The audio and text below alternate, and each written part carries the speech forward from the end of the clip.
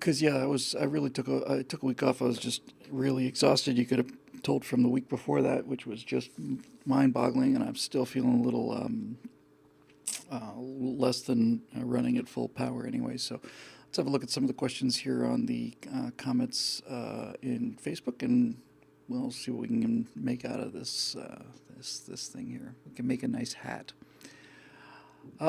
Dave Olson is back. I should say top fan, Dave Olson. Hi, Bill. Would you please answer Eric Blake's question about Vice? He's been asking the same question for 2 years now, and a sharp lad like him ought to come up with some new material. All right, then. I'm scrolling down trying to find the question about Vice. When somebody else asks you to answer somebody else's question, then you know you got an issue here.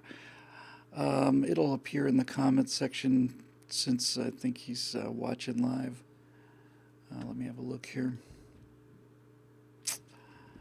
I'm looking for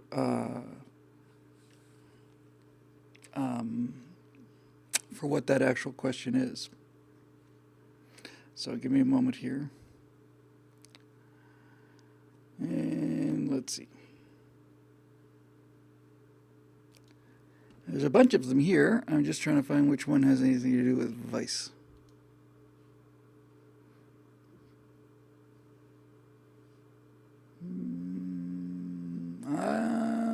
I can't really go back and look at previous ones. If somebody wants to tell me what this Vice question is, I'm happy to answer it. But I don't see a question on Vice, so I think we'll just go on to the next one until that sort of resolves itself. Let's see what we get.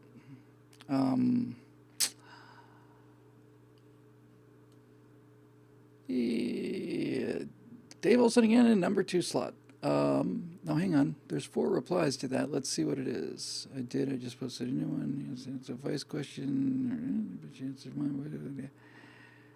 Maybe I just need to refresh this puppy.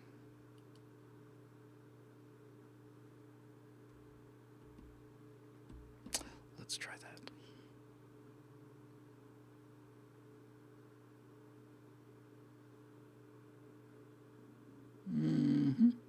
Sorry, takes a moment. All right, let's see what we got.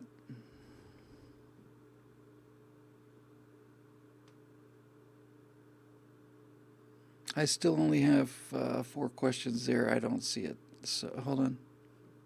Here it is.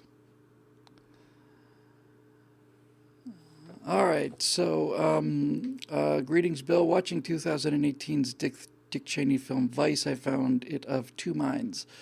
For all the brain-dead, uber-lefty rambling of the film's narrator, that is, Christian Bale and Amy Adams play Dick and Lynn, is highly sympathetic and loving towards each other and their children. Frankly, sans narration, the film almost comes off as pro-Cheney. Amy says she's now a big Lynn Cheney fan, and even argued with the director Adam McKay over politics to stay in character. Wink, wink. Meanwhile, Bale said that he had to provide a balance against McKay's left-wing sensibilities, his words. So, Bill, in making the film half contradict McKay's intent, Archie Bunker style, have Christian and Amy given us a teachable moment? Can conservative-friendly players in Hollywood successfully sabotage the agenda of the Hollywood left? Okay, got it, finally. Well, first of all, I don't think that Christian Bale or Amy Adams would exactly be called conservatives. But it is certainly possible that the original version of the script was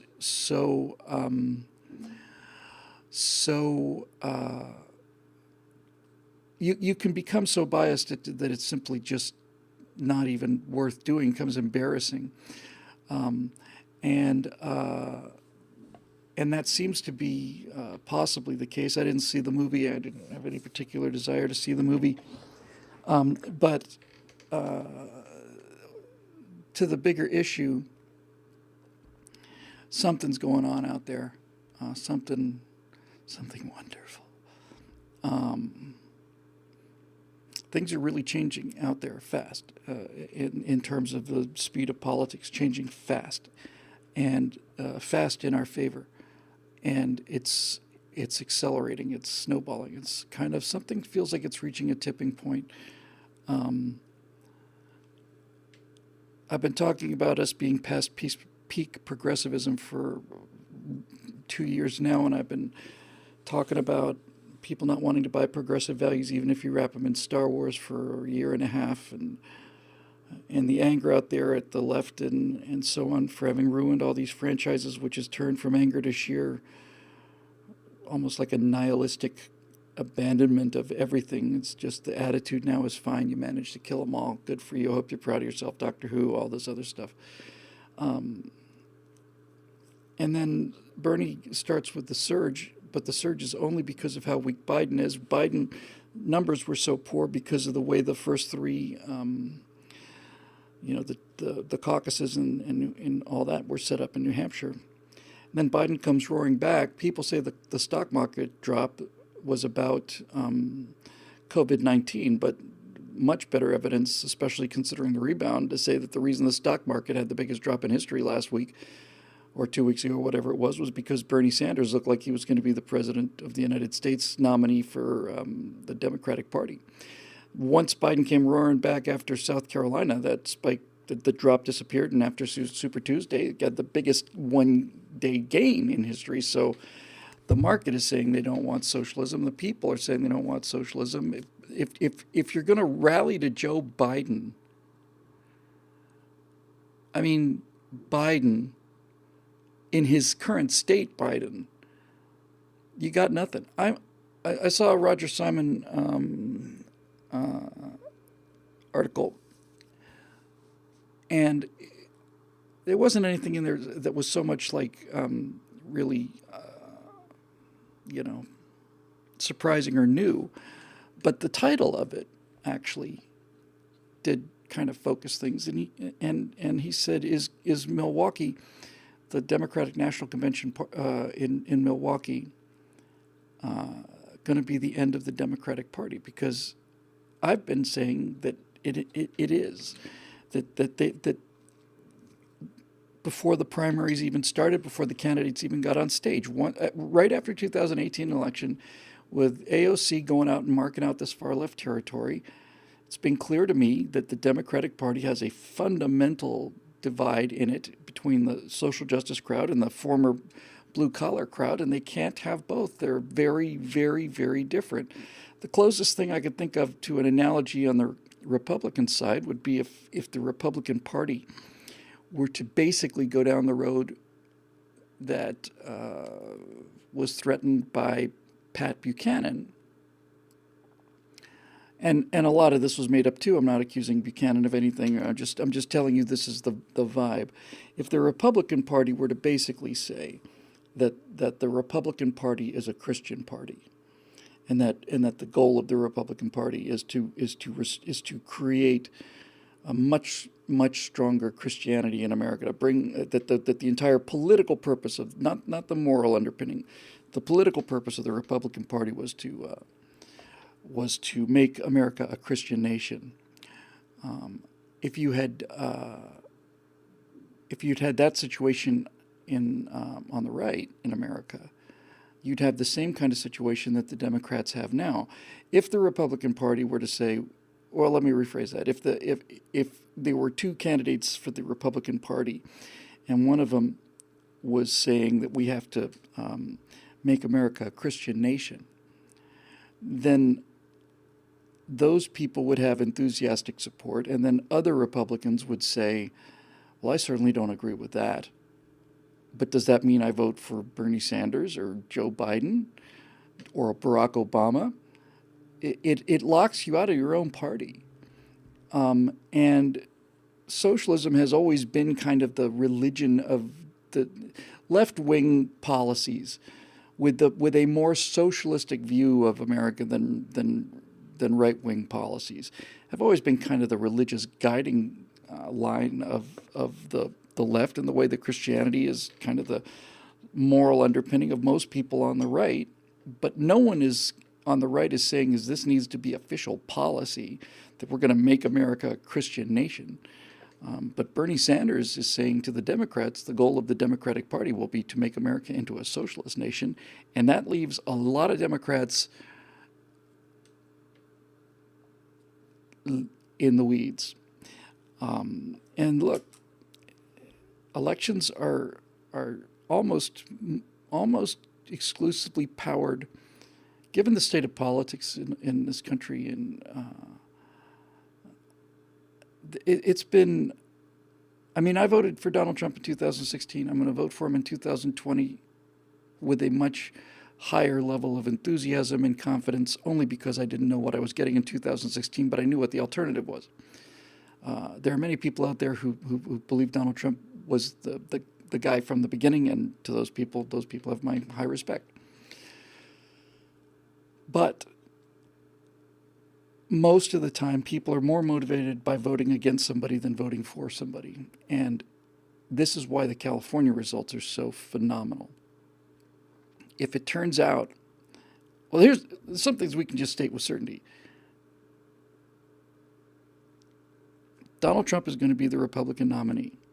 We can also say with certainty that the entire policy of the Democratic Party since 2016 election is that Donald Trump has to go. And so that's their entire battle plan, is Donald Trump has to go. And they're going to nominate whoever they think has the best chance of defeating Donald Trump. And everything we've seen so far says that from all the mouths of all the candidates is that we really don't have anything to sell you other than we know you must hate Trump as much as we do, so therefore who's most likely to beat him. But if Donald Trump can turn out more votes in California than the people whose entire policy to defeat Donald Trump can turn out, and he's not even on the ballot for any practical reason, then I think they're just absolutely, completely, and totally boned, and I don't see any way out of it for him. And not only that, I don't see any way out of it after the convention. I don't see any way for him out of it after the general election. If things go the way they look like they're going to go, and I know this is in response to Eric's question about, is Hollywood learning a lesson? Hollywood will be the last place to learn a lesson. But it is interesting that both Amy Adams and Christian Bale felt that they were being too left-wing about it. And so now this is what the point I'm trying to make is, right, this whole left-wing socialism thing of the Democrats as an alternative, one of two alternatives in American politics. Here's what I'm trying to say. Democrats love socialism as long as they're not in any danger of actually getting any. That's what it really comes down to. They love the idea of socialism because it's a fig leaf for their own wealth and power grabs. So they can talk about socialism, and they use socialism to disguise the fact that they're all billionaires and control freaks. But once it became apparent that they might actually get their socialism, now all of a sudden they're really on the spot. Now they're all retreating. It's kind of like these Republican rhinos who were like saying, "Oh, the second, boy, if Obama's elected in 2008, we give the Republicans the House in 2010. House Republicans say, boy, if we only had the Senate and the presidency, we'd repeal Obamacare right now. That's why we're here. It's what the Tea Party movement's all about." Okay, so a couple election cycles go by. In 2016, we give them the Senate. Then Republican senators and representatives say, wow, if we only had the presidency, 2014 rather, if we only had the presidency, we'd have Obamacare repealed first thing. And they're saying this because they know that it's not going to happen. And then you get Trump in 2016, finally, you get the House, the Senate, and the presidency. And now's a chance to do the thing they've been talking about doing the whole time, and they won't do it. They don't have the votes for it. And that's because they talked about repealing Obamacare because they knew there was no chance of it. And this is exactly the same thing with them and with the left and socialism. So what happens to this party if they lose? If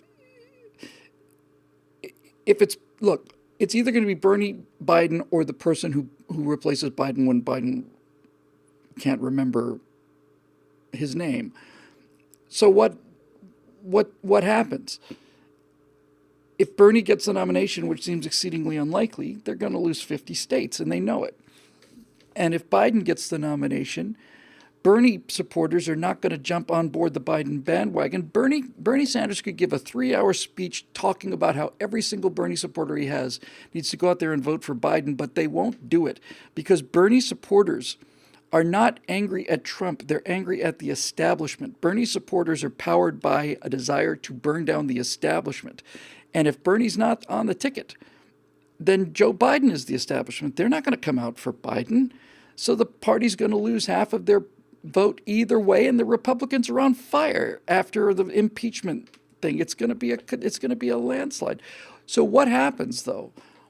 This goes to the cultural thing. I know, Eric, I know I'm dancing around it. I don't really much care about the movie Vice, but what you're talking about is a shift, and that's where I'm trying to go with this. So let's just say that all this stuff happens, and Biden's the nominee, and he creaks his way through the convention. And if he does, I personally think, I genuinely do, Donald Trump has a killer instinct. And I think Donald Trump's killer instinct, if Biden deteriorates the way I think he's going to deteriorate, will be for Trump to visibly back away from sticking the knife in Biden, like as if it's like this isn't even a debate. This is I'm not going to twist a knife in a guy who's on the ground dying here. So what happens if Trump wins like big 50 state big, 48 state big, which I think is likely? What happens then? And the House comes back to us and all of this stuff, which I think all of this is likely. What happens? What do the Democrats do? It's hard to see how it survives as a party. It just doesn't. Merlin, another Merlin variation. Says Reagan, but like a big win like Reagan. I'm not talking about a big win like Reagan. I'm talking about something much more important than that. Reagan whipped Mondale in '84. Reagan carried 49 out of 50 states, and Mondale won his own state by 5,000 votes. Otherwise, Reagan would have swept the entire table. Then you hear me out. Nixon did the same thing with McGovern in '72. Enormous wins for conservatives, right? But after those wins were over, the Democratic Party was still intact. After Nixon beat McGovern, the Democrats came back with Carter, who was not as far left, at least in appearance. And after Reagan whipped Mondale, they decided to try it again with kind of Mondale Light, which was Dukakis, and they lost again. So after that, they came back with Bill Clinton, who was much more of a centrist. But how does this Democratic Party recover from 2020 if they lose? And I think they're going to lose. What do they build on? What's left? Their candidates are all in their 70s. Socialism will have been, if Biden is, this is the part that's so interesting to me. If Biden is the nominee, and it looks like he's going to be, then socialism has been defeated in America. It's been defeated before Donald Trump even has a chance to take apart what's left of it. As a matter of fact, it's already over. Socialism as a threat to America is over now. It's over because even this early on, even the Democrats have done everything they can to run away from Bernie Sanders. They're so desperate to get away from Bernie Sanders and socialism, Democrats now. They're so desperate that they're going to Joe frickin' Biden, who never had any charisma. I don't know if many of you knew this, but prior to South Carolina 2 weeks ago, Joe Biden, who's been in politics, run for president 3 times, has never won a single primary ever. So the Democrats themselves, and I'm talking about the voters now, are so disgusted with the idea of Bernie Sanders and socialism that socialism is a threat to this country is already over, because it doesn't look like Bernie could possibly be the nominee. And if he is the nominee, he's going to lose badly. So where do they go? What do they have after that? All of the people who are the socialists in the Democratic Party, virtually all of them except for the leader, are young. So let's look at it and let's just play this game out just for the sake of it. What happens on the first Wednesday in November if Donald Trump wins 50 states, and we'll just say 50 states for the sake of it, for the sake of it, for a blowout. What happens then? Well, I think we can all be pretty well assured that Bernie Sanders is not likely to be much of a threat in 2024. And so you've got a Democratic Party in ruins where the adults are saying the reason we got shellacked was we moved too far to the left, but all the young people coming up who are going to vote either Republican or Democrat are looking at this and saying, well, the Democratic Party is just another version of the establishment, so why even vote for them? I don't see, we're not talking about 10% of the party or 20% of the party. We're talking about 50% of the party. Where did they go? If the young people, this is why it's so freaking beautiful. What happens if Trump wipes them out in November, right? Then what? Okay, the party's going to say we lost twice because we were too far to the left. And other people in the party are going to say, no, we're not far enough to the left, but there's the scoreboard, right? Socialism couldn't even win their own party. So where are all of these young socialists going? The young people are the socialists. They're getting older. Where do they go? If Bernie's not the nominee and Trump wipes out Biden, they're going to say it's just because Biden's just the establishment. So where do they go? I don't see any way for that party to survive. It's different than it was in 72 and 84. In 72 and 84, the Democratic Party had a deep bench of upcoming politicians who were centrists, who were available, and they had some charisma, at least Clinton did. And so where do they go? Where does the party go? Not about what candidate, where does the party go? They've already said they don't want Kamala Harris. They've already said they don't want Buttigieg. They've already said all these things. Where do they go? I think it's the Whigs. I think the Democrats are heading towards the same fate that the Whig Party met. And for those of you not familiar, the Democratic Party's been here for quite a long time. The Whigs were a coalition group that basically opposed the Democrats on a number of issues, but once slavery became an issue and the Republican Party was born, virtually all of the people who were Whigs went to the Republican Party, and those who were so pro-slavery that they couldn't stand joining the Republican Party, which was an anti-slavery party, then those Whigs went over to the Democrats. But the Whigs simply, they just gone. They're gone. So if I had to guess, I would say that after November, if things go the way they look like they're going to go, then the Democratic Party is essentially going to vanish, that the future of the Democratic Party as it exists today is in the radical socialist left wing, which is young and getting bigger, versus the remnants of the blue-collar workers who would have gone for Biden, who just lost. Trump is making them lots of money. So the Democratic Party, the Biden wing of it, is kind of this withered rump, and that's not enough to win, as they're going to find out. So I suspect what will probably happen, if I had to guess, is that there would be a third party formed by the socialists, by the far left, and the far left is going to start a party after 2020 catastrophe, and then the people who currently make up the Democratic Party are going to realize that, okay, if the socialists pull 50% of the Democratic Party away from us, and the other 50% is the party of Biden that just got shellacked, then what's going to happen? What's going to happen, I think, is that they will form the Democratic Party will split in two, and it won't be, I don't think it'll be the Republicans, the Socialists, and the Democrats. I think it'll be the Republicans and the Socialists. And I think that the Democrats, old school Democrats, sane Democrats, will come to the Republican Party, and if we're smart, that's what we'll do.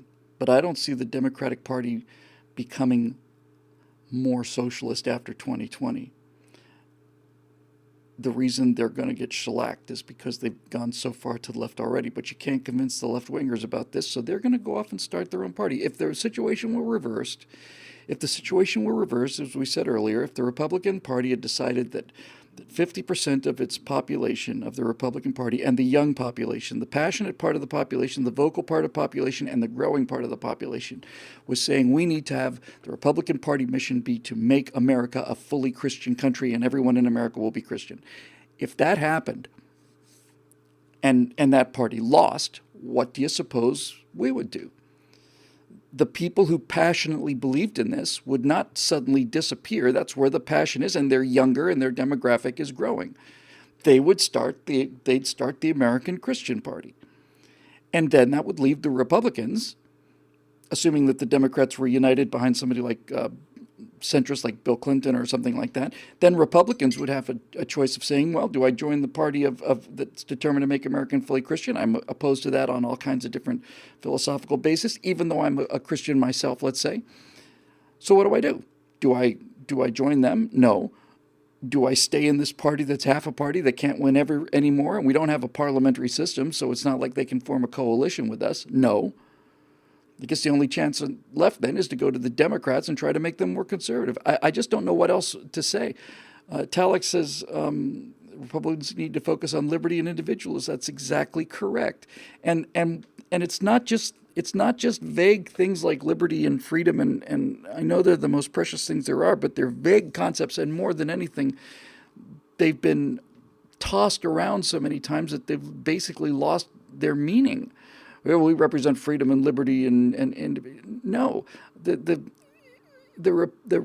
Republican Party should be doing now, going forward, if Trump wins the way he looks like he's going to win, is they need to say, we are the party of leaving you alone to get on with your life. We're the party that says there should be less politics. The reason the country's so divided, the country's always been politically divided. But as I've said a few times before, if you're a difference between a Republican and a Democrat in 1963, you're talking about how much the difference in your life is how much aid do we send to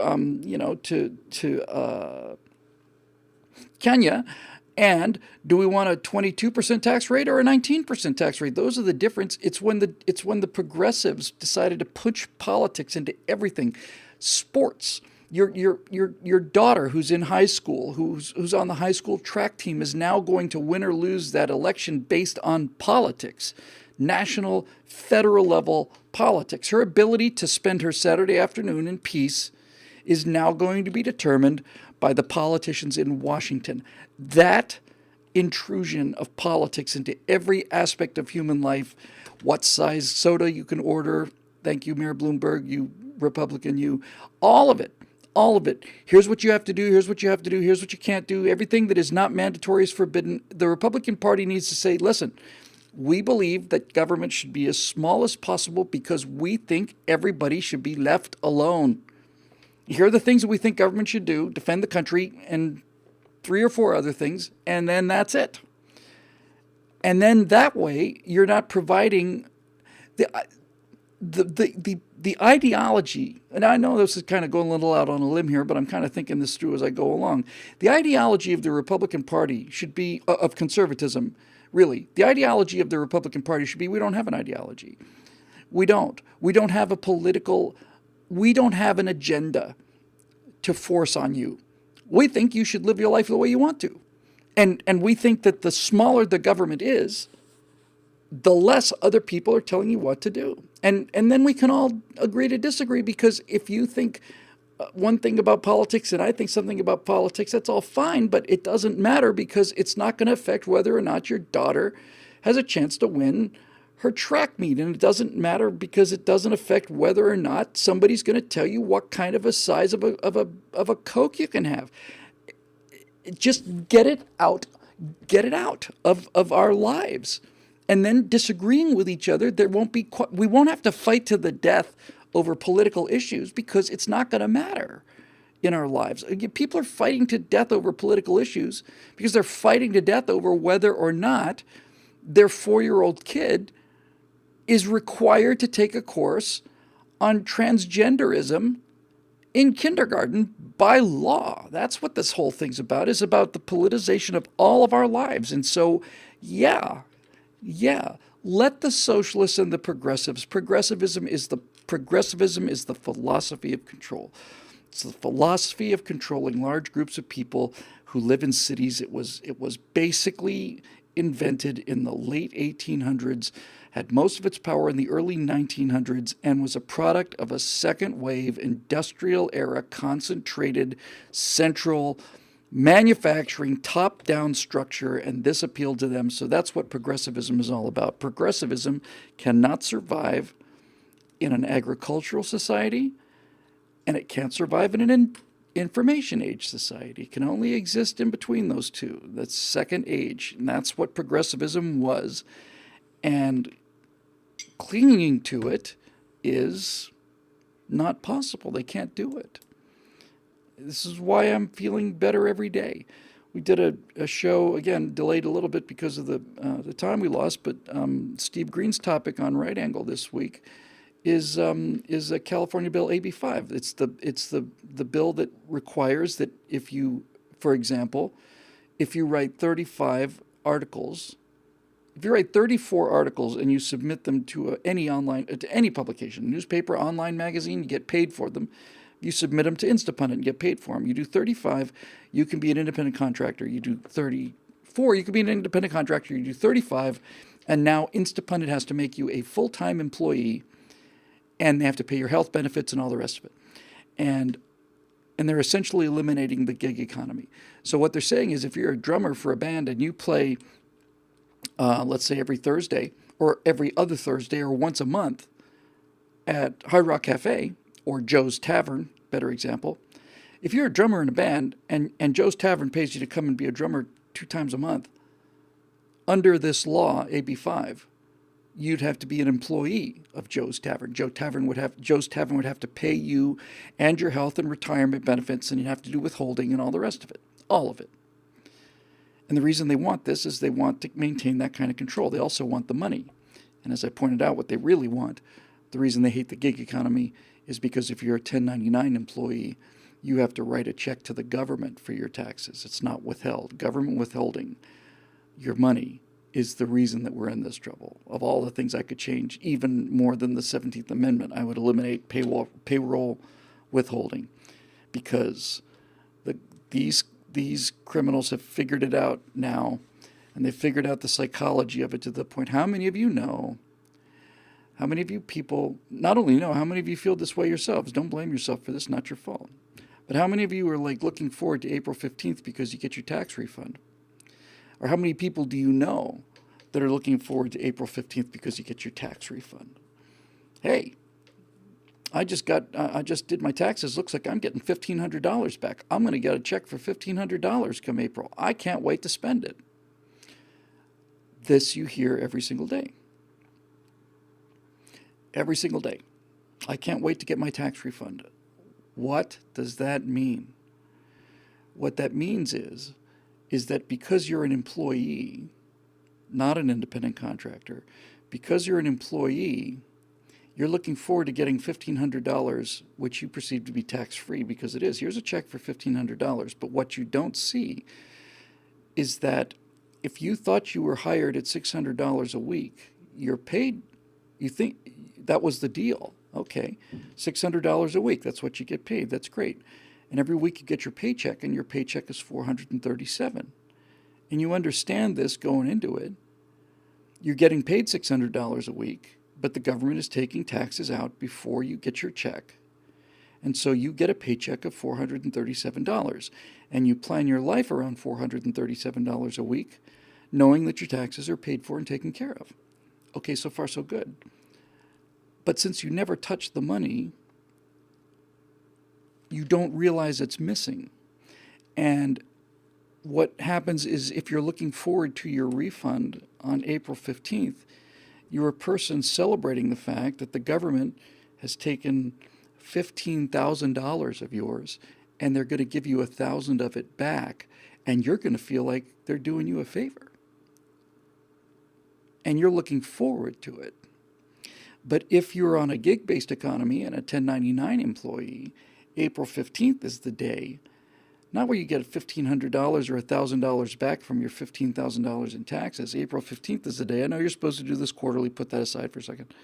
April 15th is the day when you suddenly get to look at your bank account and say, oh, I've got to write a check to the government for $15,000 tomorrow. And now you know why they want to eliminate the gig economy. It's because 1099 employees don't have their taxes withheld. It's harder to collect that money, number one, but much worse than that, it makes people realize how much money the government is, all various governments, not just one, state, local, all of it, finally makes people realize how much money they're not getting of their own work because it's withheld in advance. And this is the genius of payroll withholding. This is why the government takes in $3,000 billion every year. $3,000 billion every year, and they tell you it's not enough. We can't run the government on this measly $3.5 billion. I don't know what the actual number is now, but for the last 10 years, the federal government spends more money than China's economy. And as Jeremy Boring points out, kind of interesting, isn't it, that the government of the freest people in the world supposedly requires more money than the total output of the largest communist country in the world. So, my point is, all of this is changing, and none of it is changing for the worse. For the first time in my adult life, not only are things getting better, but they look to be in a position of becoming spectacularly better, like fall of Bar-Dor better. The speech I gave up in Coeur d'Alene basically said, can we agree on some things that seem obvious to me? Number one, would you say the news media is more effective today in terms of influencing people's thought, or do you think it was more effective in terms of influencing thought 50 years ago? I don't think there's any question about that.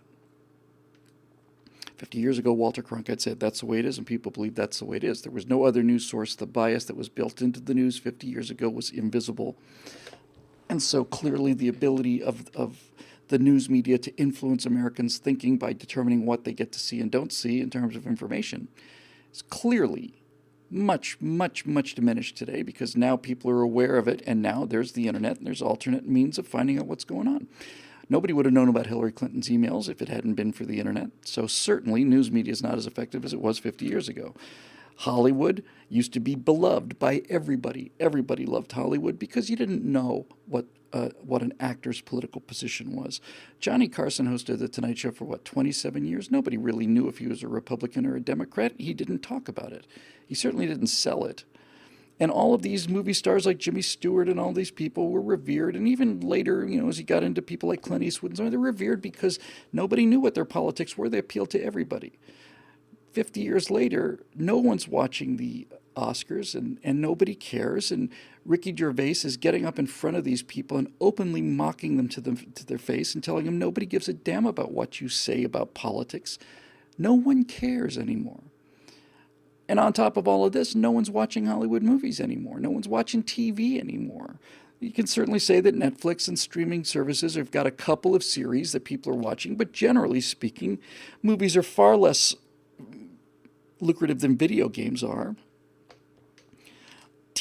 Broadcast TV is dead in the water and is not going to undead itself.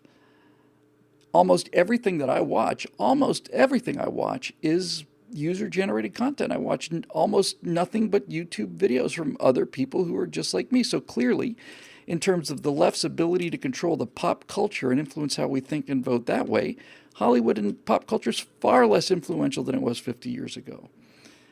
Education. 50 years ago, a college degree from Harvard meant that you had to be the best in the country. and took an enormous amount of work just to get into Harvard, and getting out of Harvard with the degree was even bigger. A Harvard degree meant something. A college degree meant something. Now a college degree just means that you sat in a room rocking yourselves back and forth, stroking your puppy and playing with your crayons because somebody came on campus and said something that you didn't like, and so you're triggered and you're emotionally destroyed by it. Colleges used to have the ability to mold people into left-wing thought because they were respected institutions. It's not the case anymore. And finally, the politics. Democratic politics had some resemblance to sanity. Now it's all about how can we top each other? Who can make the most outrageous statement? When 11 Democratic nominees running for president all raise their hands, when the question is, who's in favor of having regular paying Americans provide free health care, not for themselves, but for illegal aliens? And all 11 of them put their hands up. Then their politics are absurd. AK-47 for now says YouTube's doing its best to deplatform conservatives. I don't mean to be facetious towards you, AK, but really? No kidding. Everything I never put out a firewall that did less than 400,000 views, and now they do 20,000. I'm well aware of this. That's not the point I'm making here. The point I'm making is this. 50 years ago, the left had in its hands 4 invisible, brand new razor-sharp weapons made of highly polished and highly forged Spanish steel with a great big edge on it. They controlled information. They controlled the pop culture. They controlled education, information through news, pop culture, education, and their politics were reasonable. 50 years ago, when they started this assault on freedom, they had these weapons. The weapons were invisible, they were new, and they were very, very sharp. And if socialism and leftism loses the way it looks like it's already lost. It lost after Super Tuesday. My point is, if with brand new weapons that were invisible and 50 years of effort, they could not sell socialism to the American people, then they gave it their best shot. And they lost. And I don't see that there's any way to argue with that. What are they going to do? They're going to try again? With what? With their news media telling us what to think? Nobody trusts the news anymore. They used to sell credibility. They gave that up. They sell indoctrination. Now everybody knows about it. With entertainment, they're going to use movie stars and pop singers to influence us every single day. More and more people start listening to guys like Critical Drinker and Nerdotic and all of these YouTube people. Nobody gives a damn about what Meryl Streep thinks anymore, because nobody watches Meryl Streep movies anymore. Education used to be the ability where you'd go to college and somebody would tell you that this is true, and now we go to education and people in colleges are being told by mathematics teachers that Stalin was a great man. Nobody believes this anymore. Homeschooling has taken care of this. The internet has taken care of it. It's over. It's done. And their politics become untenable even for the most left-wing people. They gave it their best shot and they lost. They lost. They just didn't win. It's over. It's not over, but we win. And now in November, we're going to see the result of this. And if you remember how bad it was when Barack Obama was elected, you certainly remember how bad it was when he was reelected. And if you think that they've lost their mind when Trump was elected, you wait till you see what happened when Trump gets reelected in a landslide. And all of it is going to get real ugly.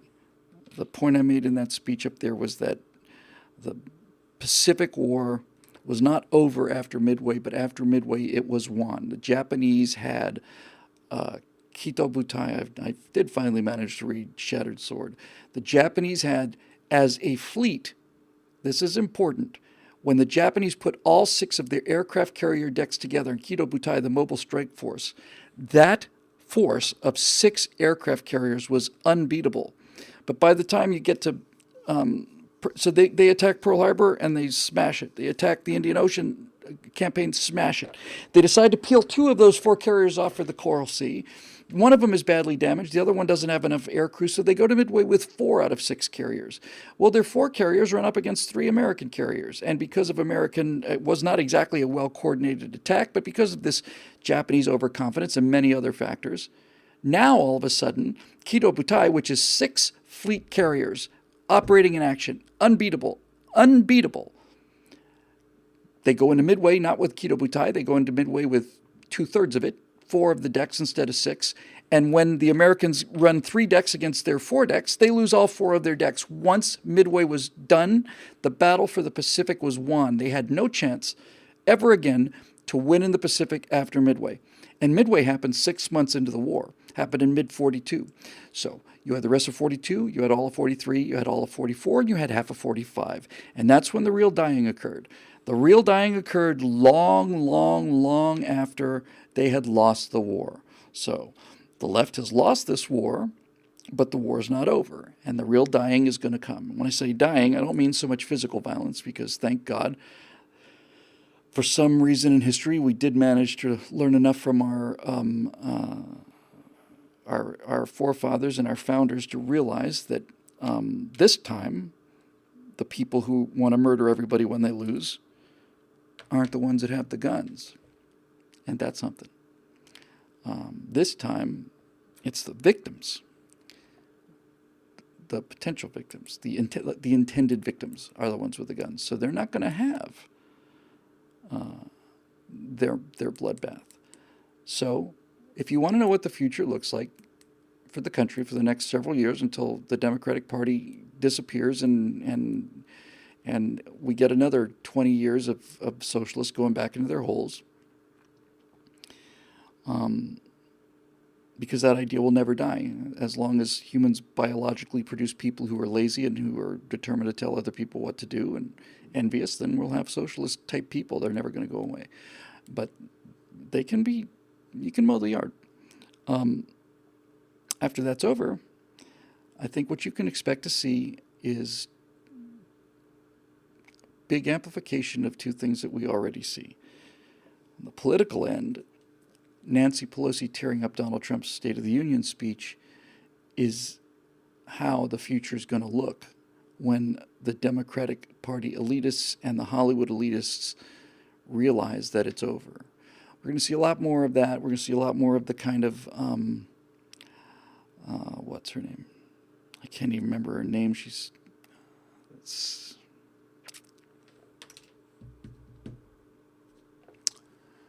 Hang on.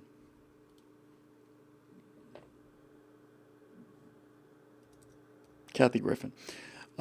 We're going to see more of the Kathy Griffin kind of thing. We're going to see more left-wing actors and more left-wing comedians and so on doing more and more violent stuff, more and more graphic stuff. We're going to see more things like movies about hunting and killing Republicans, because this is going to be their death rattle.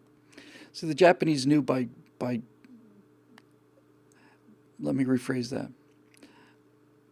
By the morning of June 7th or 8th, 1942, the Japanese no longer had a chance to win that war or really even tie. And it took a long time for them to emotionally accept that fact. Let's say that happened by 1944, by the Marianas, by the Battle of the Marianas. The Japanese had intellectually accepted the fact that they'd lost the war. There's still another year of even more killing, which was what was required for them to get out of a psychological mode, which goes like this. Okay, we've lost the war, and since we've lost the war, we're going to let it all burn. Since the only thing we care about is over, then what we care about is over. So we're going to take as much of the world with us since we lost. That's what the last year in the Pacific looked like. It's what the last year and a half, 2 years of Hitler's Germany looked like. It's what the last year of the Confederacy looked like. You have a cause you believe in. You're defeated on the battlefield. The war is won or lost, depending on your viewpoint. It takes a year for you to realize this intellectually, and then it takes another year after you've already understood that you've lost the war for the pride of being defeated to be beaten out of you, and most of that means the hardcore fire breathers have to basically be killed in combat. They're just going to... After Gettysburg, the war was... The South could not win the war after Gettysburg. Gettysburg was the last chance the South had to win the war. If the South had won at Gettysburg and taken Harrisburg, and a northern capital had fallen, there's a reasonably good chance that England would have come in, Great Britain would have come in on the side of the Confederacy, possibly, and then they would have had a chance to have their war aims met, which was a separate country. But once Lincoln made the Emancipation Proclamation and made it about slavery, that was it. England was never going to come in on this side of the war of slaves. So after Gettysburg, the South had no chance to win the war. And it took them a year to figure that out, and then it took them another year of saying, well, we're going to go down fighting. So, so that's what we're going to see in the culture war. I had a couple people make nice comments about the Cold War documentary, which I think we release part 6 tomorrow. 6 to go. Tomorrow will be halfway. And when I wrote that series, up until about a month ago, I thought I was writing about the longest war in America's history. The Cold War, 42 years, depending on how you mark it. That's a long conflict. It wasn't until a good deal later than that I realized, no, that's not the longest war in America's history, not even close. The Culture War is the longest war in America's history. You could pick a start date on it, any number of start dates. If I had to pick one for the Culture War,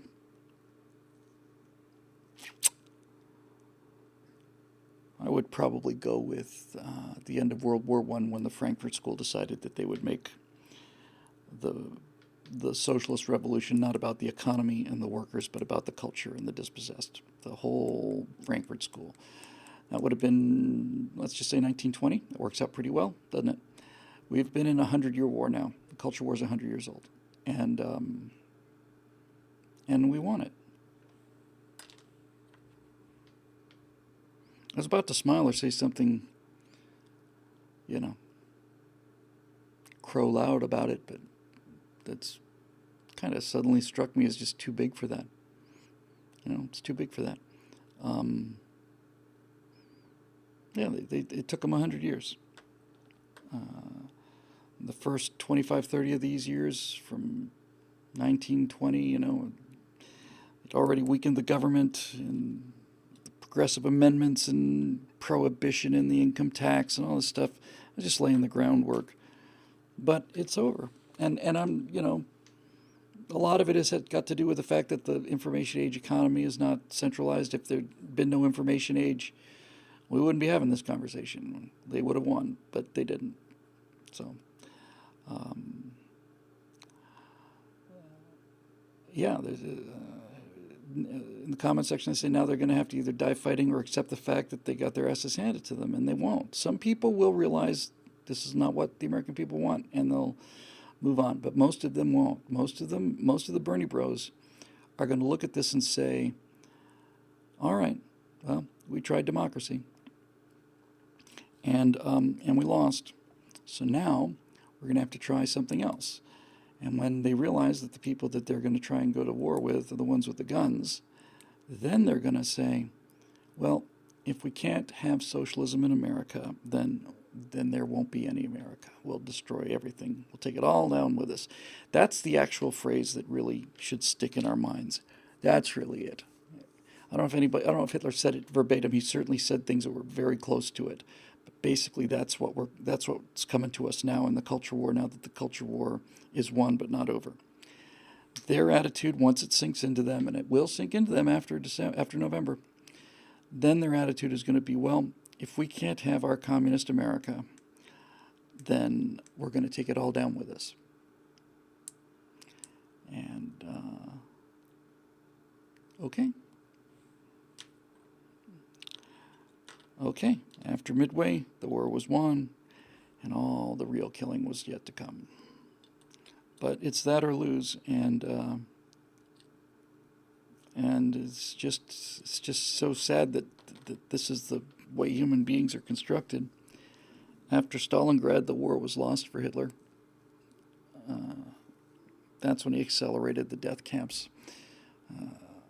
After Gettysburg, the war was lost for the Confederacy, and that's when the bloodbath that started with the wilderness and Spotsylvania, Cold Harbor, a year, almost a year around Petersburg, all of it, all of the real bloodbath, Chickamauga, all of this after the war was lost. So anyway, I'm going to do one or two more, and